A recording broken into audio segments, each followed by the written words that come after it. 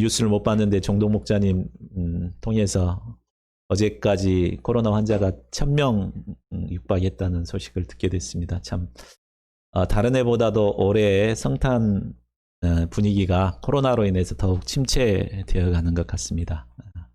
그러나 우리가 하나님의 말씀에 기초해서 성탄의 의미를 다시 깊이 깨닫고 침체에서 벗어나서 성탄의 은혜와 기쁨을 잘 누려야 되겠습니다.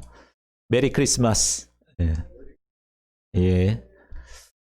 자, 오늘 성탄 2강 말씀으로 돋는 해로우신 예수님 말씀을 공부하고자 합니다. 요절 말씀으로 78, 79절로 잡았습니다. 같이 한 목소리를 읽고 기도하고 시작하겠습니다. 시작. 이는 우리 하나님의 긍휼로 인함이라. 이로써 돋는 해가 위로부터 우리에게 임하여 어둠과 죽음의 그늘에 앉은 자에게 비추고 우리 발을 평강의 길로 인도하시리로다 하니라.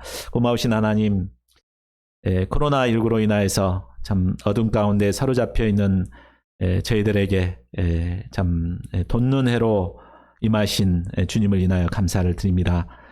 우리가 시대 상황을 바라보면 어두움 가운데 거할 수밖에 없습니다. 그러나 참 성탄절을 맞이하여서 돋는 해로 오신 예수님을 깊이 영접하고 또 심령의 이 예수님의 은혜에 기초하여서 기쁨으로 성탄절을 참 예배하는 저희들이 되게 축복해 주시기를 간절하게 기도합니다. 이 시간 말씀을 통해서 예수님이 어떤 분이신가 다시금 깊이 참 깨닫고 영접하는 시간 될 수 있도록 도와주시기를 기도합니다. 감사하고 주 예수 그리스도 이름으로 기도하였습니다. 아멘. 예, 저는 지난주에 최한들의 목사님과 함께 공사의 인사 채용 면접 진행자로 참여하게 되었습니다.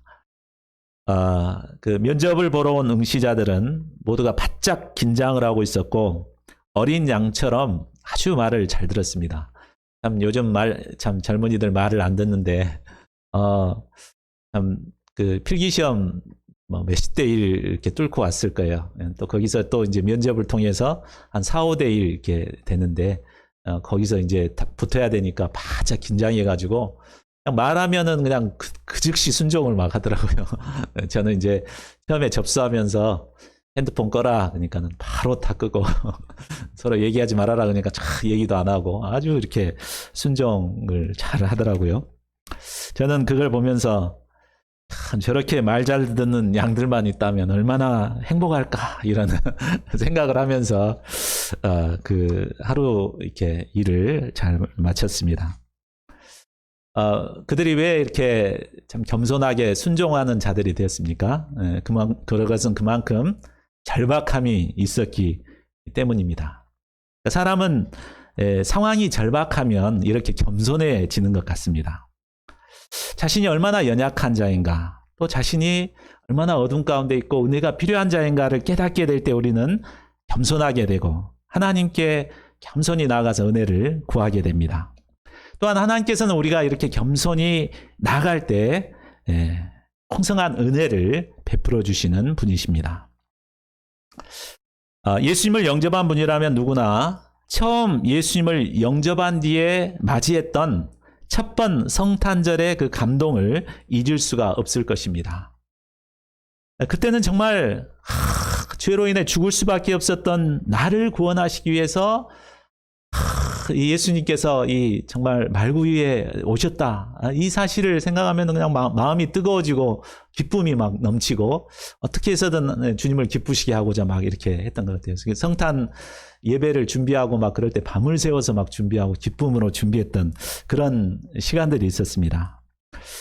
자, 그런데 지금은 어떻습니까?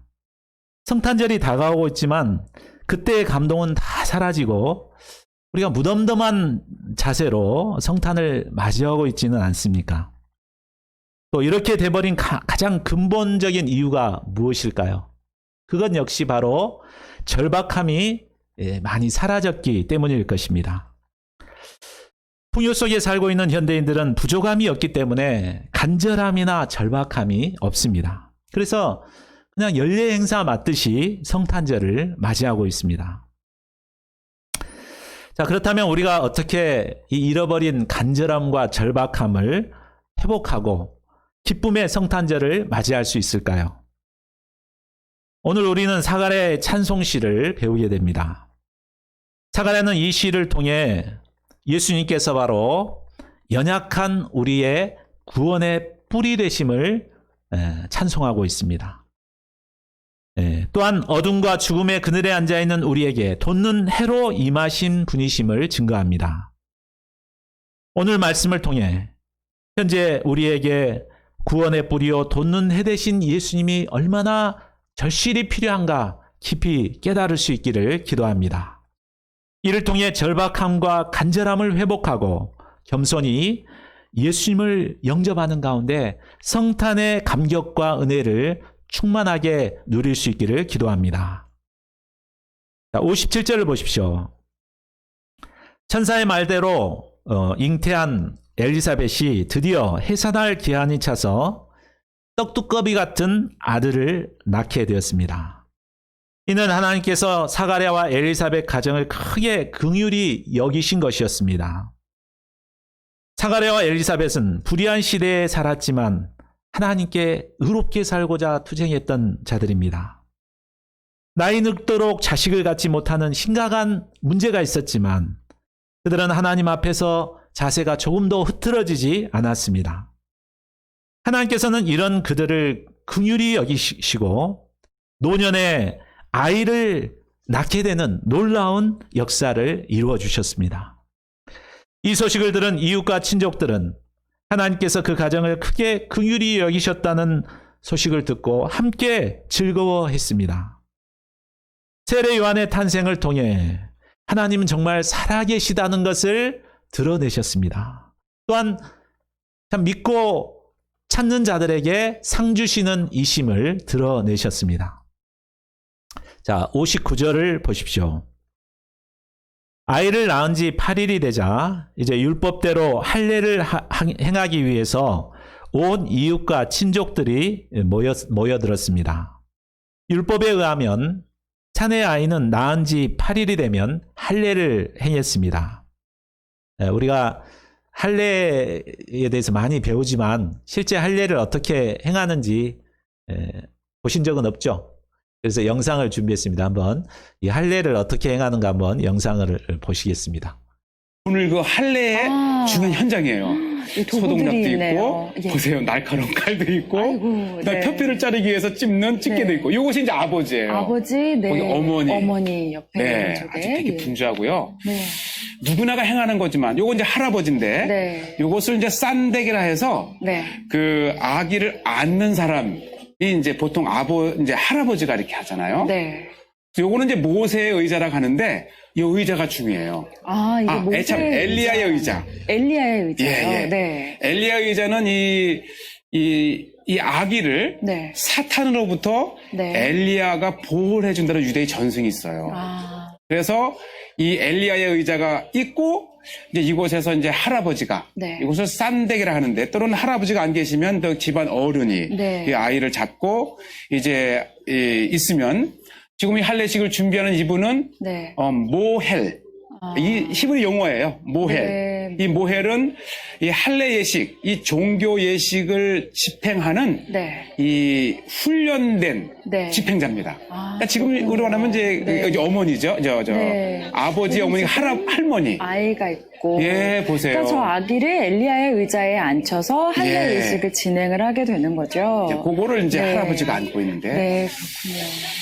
이 난지 8일 만에 이 할례식인데 보세요. 제가 네. 보기에는 한 100여 명이 넘게 왔어요.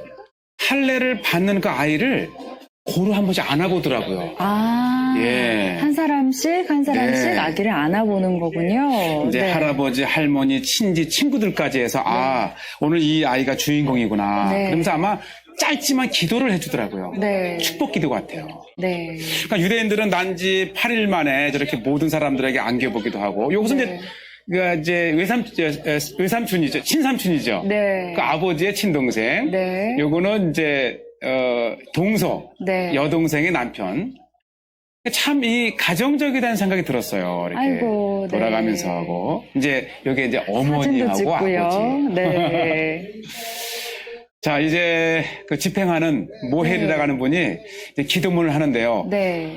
이 화면에 보이는 것보다 더 많은 기도를 해주더라고요. 네. 많은 축복을 해주고 이 아이를 축복하시고 네.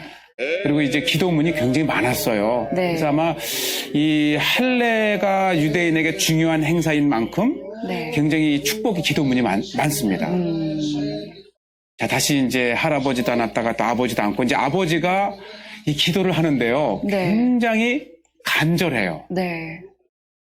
예, 그리고 어떤 걸 뭐 읽으시는데요? 예, 네. 이제 하나님이 이 아들을 이제 하나님께 계약의 아들로 이렇게 드립니다. 이 아들을 축복해 주시고 네. 특히 평생에 이 아이를 지켜주시고 네. 일단 이 기도문 자체가 사실은 축복문이라 네. 얘기를 하죠. 네. 예. 그리고 이 핸드폰이 발달이 됐는지 몰라도 네. 얼마나 많은 사람들이 이 네. 핸드폰으로 이 장면을 사진 촬영을 담는지요. 하고, 예. 영상 촬영을 하고, 네. 아마 난지 8일 만에 가장 먼저 맞는 축제가 아닌가 네. 이런 생각이 들고요. 중요한 것은 자, 이게 이제 네, 아기를 엘리야의 의자에 의자. 앉히네요. 네. 이곳에 먼저 앉혀놓는 이유는 네. 말씀드린 대로 엘리야가 이 아이를 악한 것으로부터 네, 사탄으로부터 보호해주기 위해. 이제 네. 지켜준다. 네. 그 입에 이 붕대 같은 거를 이제 이렇게 했는데요. 네. 저게 이 자르는 순간에 칼을 대는 순간에 얼마나 큰 고통이 있겠어요. 그렇죠. 그때 아마 이제 이 치아가 아직 안 나왔으니까 네. 이게 보호를 하기 위한 것 같아요. 아, 그렇군요. 이제 여러 번의 기도를 이제 아버지가 마친 다음에 네. 드디어 이제 이 산덱이라고 하는 네. 그 할아버지에게 이렇게 넘겼고, 자 이제 참 저 장면을 보면 네. 이 좀 약하신 분은 저거 못 봅니다. 네. 이제 소독약을 네. 이렇게 바르고요. 굉장히 진지하고요. 네. 이제 표피를 네. 이제 집게로 이렇게 한 다음에 네. 삽시간에 이루어져요. 아, 순식간에. 예, 바로 그냥 예. 네. 이때 아, 아기의 울음소리 보시고요. 네. 특별히 이제 이 아버지, 어머니 네. 이 표정을 보면 네. 굉장히 진지하고 이것이 하나의 우리가 이제 백일이나 돌잔치와 같은 이 예식보다도 네. 굉장히 진지하죠. 네. 예, 여기까지 근데 보겠습니다. 예. 처음 보셨죠? 예, 저렇게 할례를 행하기 위해서 많은 이웃과 친척들이 다 모여서 이제 할례를 행했습니다. 그리고 할례를 행한 후에 이제 아버지가 그 아이의 이름을 지어가지고 모든 사람들에게 공표를 했습니다. 자, 할례를 행한 후 모든 친족들은 아버지의 이름을 따라서 아이의 이름을 사가랴라고 짓자고 제안을 했습니다. 대개 유대인들은 아버지나 할아버지의 이름을 따라서 아들의 이름을 지었습니다. 더군다나 사가랴가 이제 제사장 가문이었기 때문에 이제 대를 이어야 하기 때문에 더 그랬습니다. 그런데 엘리사벳은 천사가 가르쳐 준 대로 뭔 말이냐, 요한이라고 해야 된다, 이렇게 고집을 부렸습니다. 그러자 친족들은 족보에도 없는 그 이름을 지으려 한다고 막 반대를 했습니다. 자식의 이름에는 이제 자식에게 바라는 부모의 소망이 담겨 있습니다. 보통 부모들은 자식들을 통해 자신이 이루지 못했던 그 꿈을 자식이 이루어주기를 기대합니다. 제가 우리 하나밖에 없는 바울이를 바울이라고 이름 짓게 된 것도 이 때문입니다. 제가 세계 선교를 가지 못했기 때문에 우리 아들만큼은 좀 세계를 높이면서 선교를 했으면 좋겠다. 그래서 사도 바울이라는 이름을 따서 이렇게 바울이라고 이름을 지었습니다.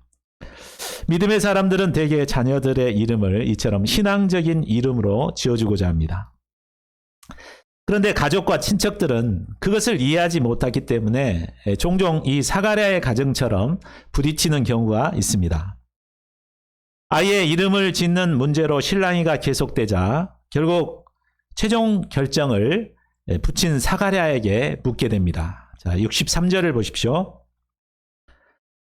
사가랴는 이때까지 벙어리 훈련을 받고 있었기 때문에 의사 표현을 하기 위해서 서판을 달라고 합니다. 그리고 그곳에 이름을 요한이라고 적었습니다.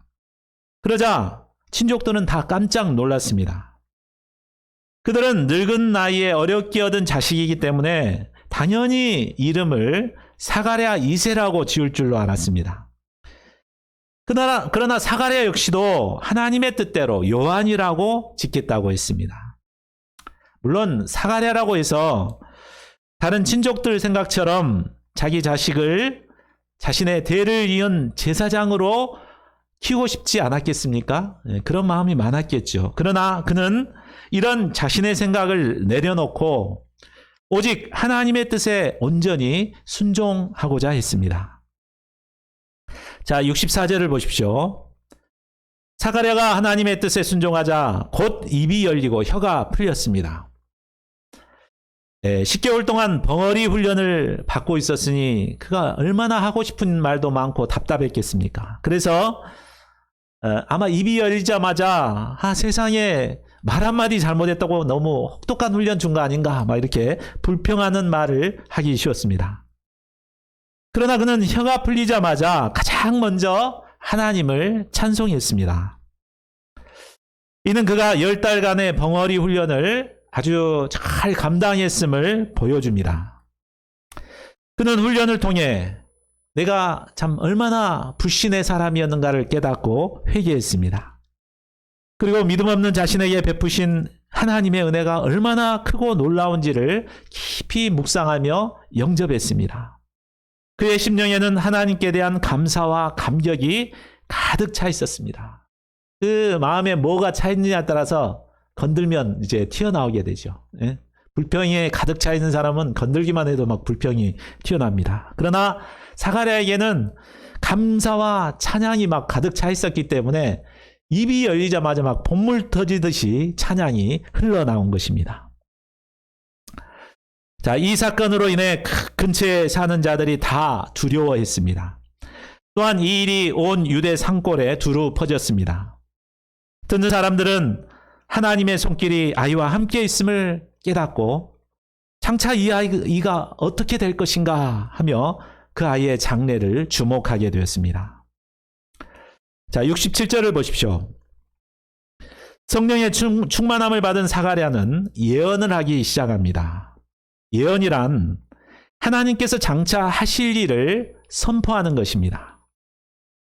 그는 벙어리 훈련을 받으면서 말씀을 깊이 묵상하고 기도하는 가운데 성령의 충만함을 받았습니다. 성령의 충만함을 받았기 때문에 장차 하나님께서 어떻게 역사하실 것인가를 깨닫고 참 예언 찬송시를 지어서 부른 것입니다. 자, 68절부터는 사가랴가 부른 찬송시의 내용입니다. 그는 찬송을 통해 하나님께서 장차 메시아를 통해서 어떤 역사를 이루실 것인가를 예언합니다. 자, 첫째로 하나님께서는 예수님을 통해 백성들을 찾아오시고 구원하십니다. 자, 38절을 보십시오. 우리 38절을 같이 읽겠습니다. 시작. 찬송하리로다 주 이스라엘의 하나님이여 그 백성을 돌보사 속량하시며. 여기서 돌보셨다는 말은 영어 성경에 보면 He has come, 곧 신방 오셨다, 찾아오셨다는 말입니다. 또한 속량하셨다는 것은 노예의 몸값을 치러주고 해방시켜주는 것을 말합니다. 이 말을 풀어서 설명하면 이스라엘의 하나님께서 죄와 사탄의 종노를 하고 있는 백성들을 구원하시기 위해서 친히 인간 세상에 인간의 몸을 입고 신방 오셨다는 말입니다. 하나님의 본체를 가지신 예수님께서는 인간을 구원하기 위해서 친히 인간의 몸을 입고 이 땅에 오셨습니다. 참 이것을 어떻게 비유해야 될까요? 그래서 저는 항상 여기를 인간이 그 재래식 화장실의 구더기를 구원하기 위해서 구더기의 모습으로 간 것에 많이 비유를 합니다. 참 하나님께서, 거룩하신 하나님께서 인간을 구원하기 위해서 인간의 몸을 입고 이 땅에 오신 것입니다. 이것은 참으로 엄청난 자기 희생이요 낮아지심이었습니다.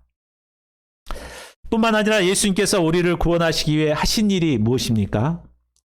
일생 섬기는 종이 되셔서 죄인들을 섬기시다가 결국 십자가에서 대속의 죽음을 죽으셨습니다.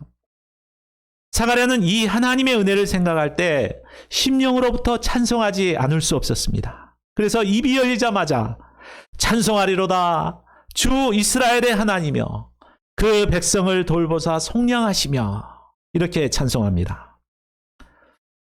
성탄절이 기쁘고 즐거운 것은 우리를 구원하시기 위해 하나님께서 인간의 몸을 입고 이 땅에 오셨기 때문입니다. 저희 모두가 나를 구원하시기 위해서 저 하늘나라의 영광을 버리시고 이 땅에 오신 예수님을 깊이 영접해야겠습니다. 그래서 사가랴와 같은 심령으로 하나님을 찬양하는 자들이 될 수 있기를 기도합니다. 둘째로 예수님은 구원의 뿔이 되십니다.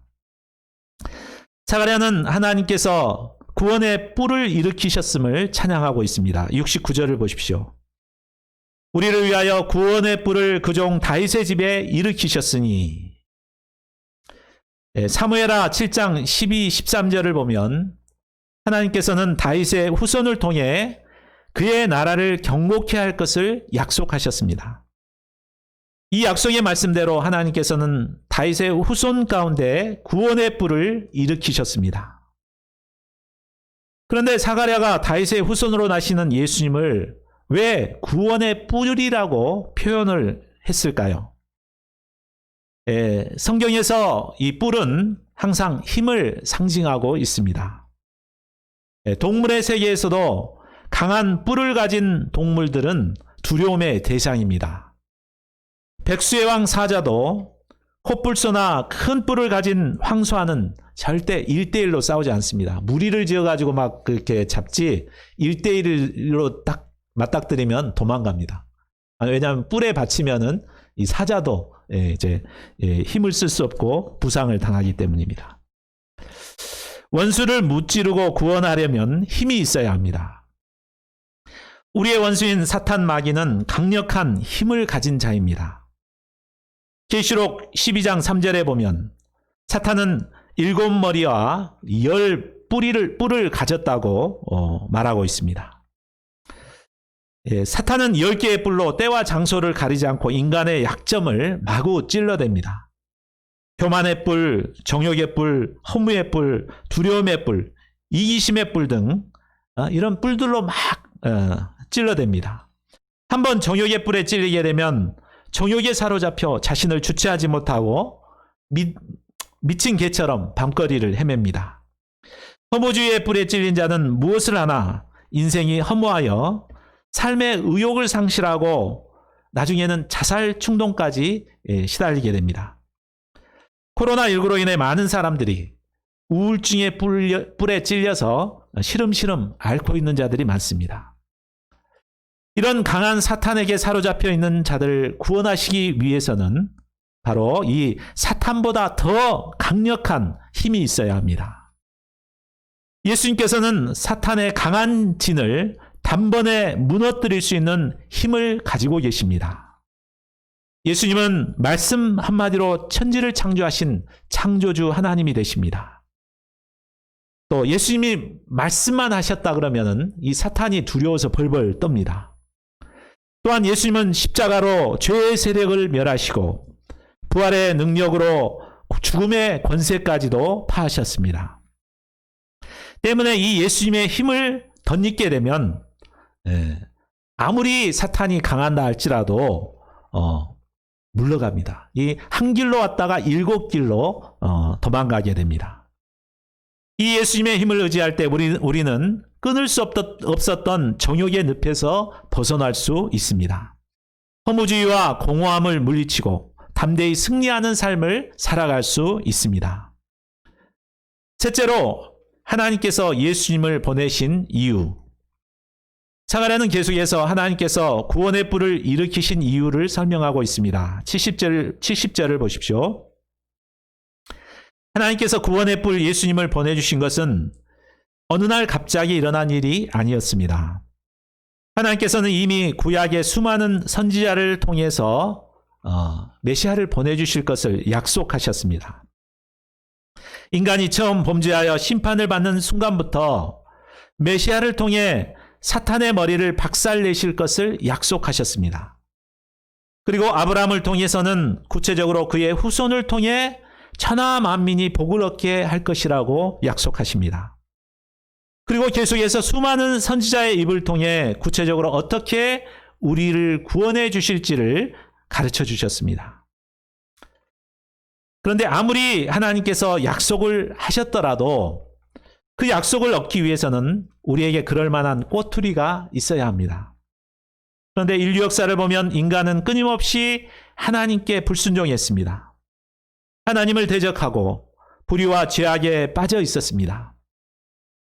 때문에 하나님께서는 자신이 하신 약속의 말씀을 취소하거나 거두어도 우리는 아무런 할 말이 없는 자들이었습니다. 그러나 하나님께서는 우리가 연약하였을 때, 죄인 되었을 때 그리스도를 통해 구원의 역사를 이루어 주셨습니다.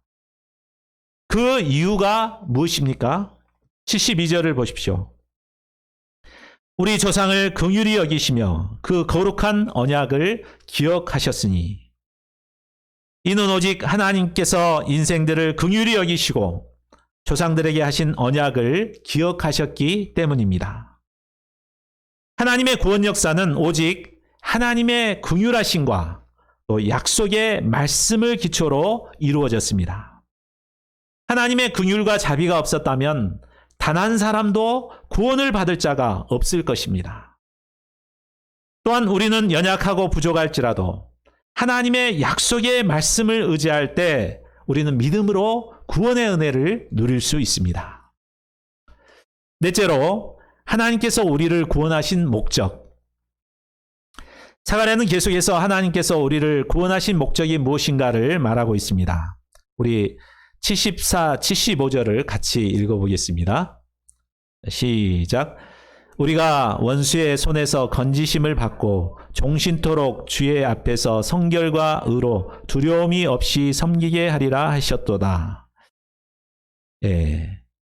많은 사람들이 신앙생활의 목적을 그저 구원받는 것 하나로만 생각합니다.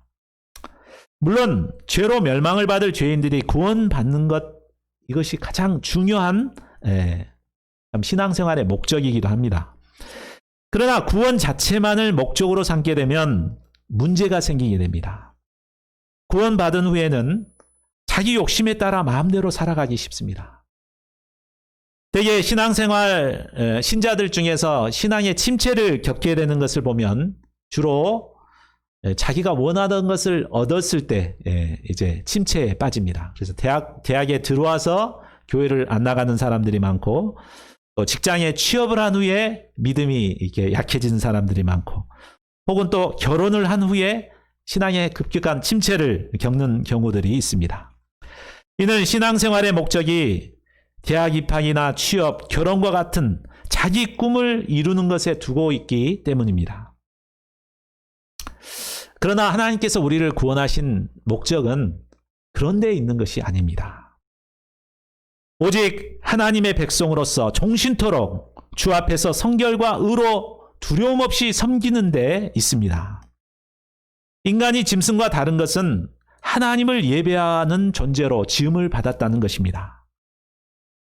영혼을 소유한 인간은 생명의 주인이신 하나님을 예배하고 섬길 때만이 참 기쁨과 진정한 행복을 누릴 수 있습니다. 그러나 하나님을 섬기는 것을 얽매이는 것처럼 부담스럽게 생각하는 사람들이 있습니다. 그런 사람들은 스스로 지혜롭다고 생각하지만 결국 우둔한 자가 되어서 금수와 버러지 형상을 섬기는 우상 숭배자로 전락하게 됩니다. 피조물인 인간이 영원 불멸하신 창조주 하나님을 자유롭게 섬길 수 있다는 것 그 자체가 엄청난 축복인 것입니다. 과거 죄인이었을 때는 우리가 하나님을 섬기고 싶어도 두려움 때문에 섬길 수가 없었습니다.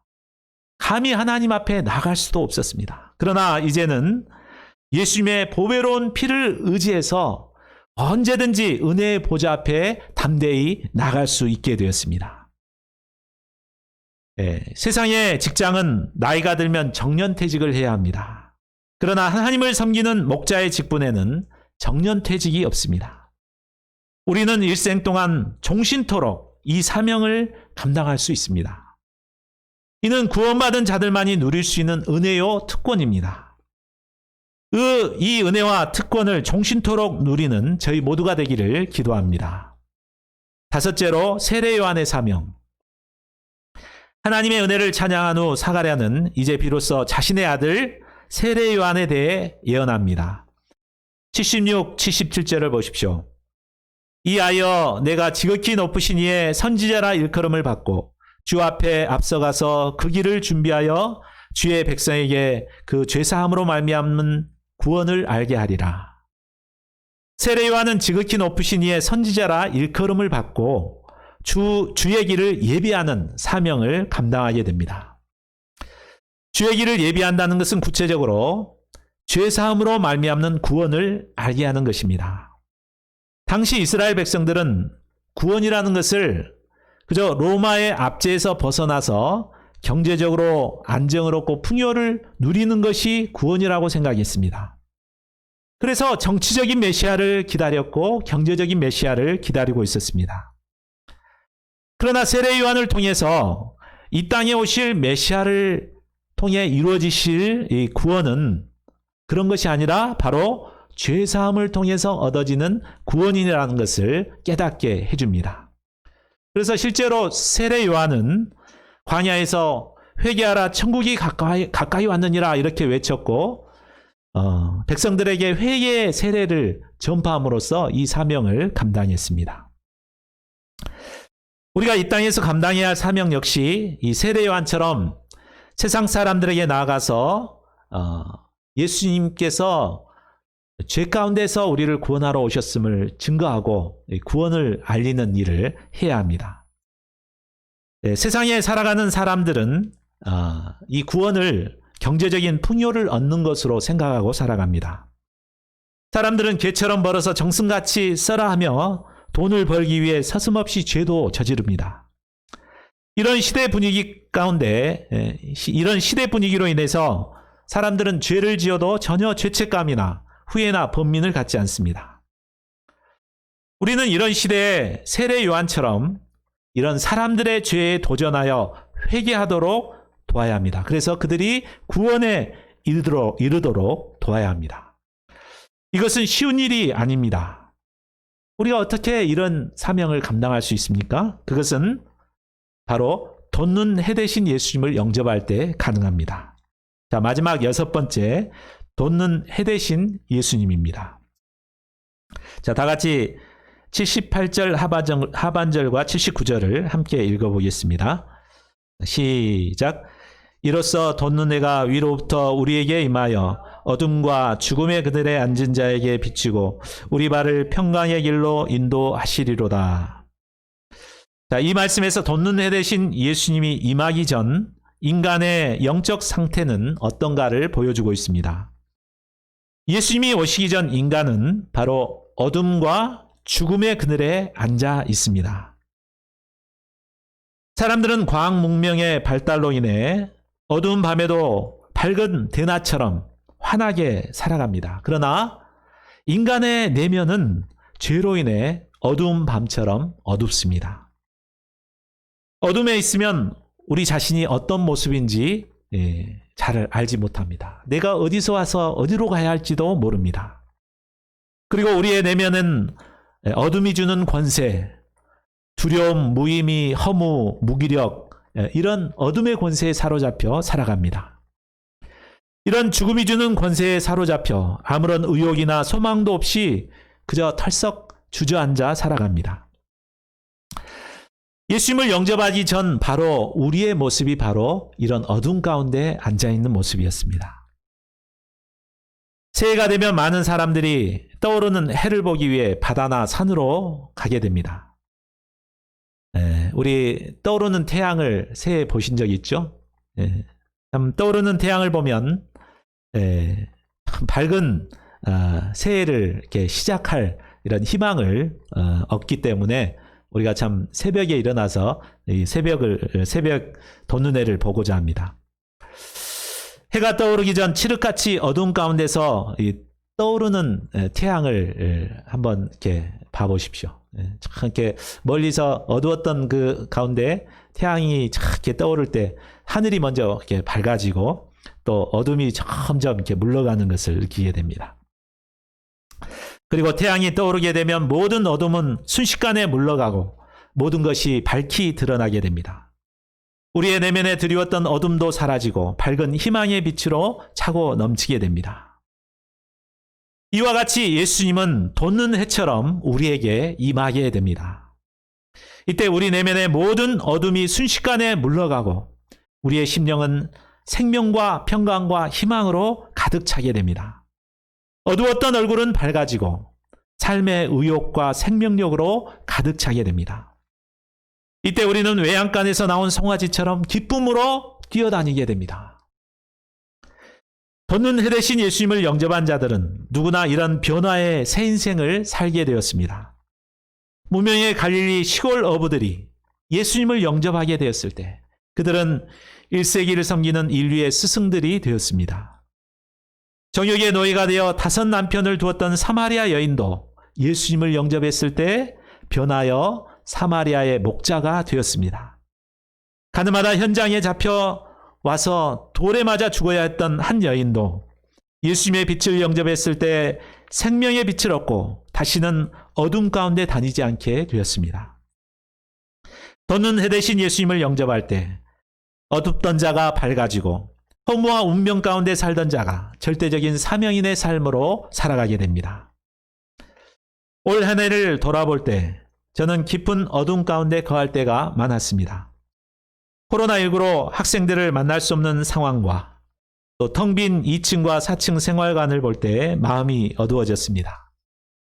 주니어 학사들이 교회를 떠나고 교회의 빈자리들로 인해 저의 마음은 칠흑같이 어두웠습니다. 그러나 깊은 절망과 어둠 가운데 있다가도 기도하며 하나님께 나아갔을 때 예수님께서는 돋는 해로 저희 내면에 임하여 주셨습니다. 염려와 근심과 걱정과 두려움이 순식간에 물러가고 밝은 빛이 임하였습니다. 상황이 변한 것은 없었지만 예수님으로 인해 기쁜 마음으로 맡겨주신 복음 사명을 감당할 수 있었습니다. 올 한 해는 코로나19로 인해 어느 해보다도 어두운 소식들이 많았습니다. 한 해를 마감하는 이 순간에도 제3차 대유행으로 1000명의 확진자가 나오고 있습니다. 새해를 앞두고 있지만 희망이 보이지 않는 것 같습니다. 그러나 이처럼 칠흑같이 어두운 세상에도 예수님은 여전히 돋는 해로 임하십니다. 이 예수님을 영접할 때 우리는 더 이상 어두운 삶에 사로잡혀 있지 않습니다. 어두운 이 세상을 담대히 헤치며 빛의 역사를 이루어갈 수 있습니다. 2020년 성탄절을 맞이하여 구원의 뿌리요 돋는 해 되신 예수님을 저희 모두가 깊이 영접할 수 있기를 기도합니다. 그래야 2021년 새해 빛과 소망 가운데 출발하는 저희 모두가 되기를 간절히 기도합니다. 요절 말씀 읽고 우리 함께 기도하는 시간 갖겠습니다. 자, 시작. 이는 우리 하나님의 긍휼로 인함이라. 이로써 돋는 해가 위로부터 우리에게 임하여 어둠과 죽음의 그늘에 앉은 자에게 비추고 우리 발을 평강의 길로 인도하시리로다 하니라. 예.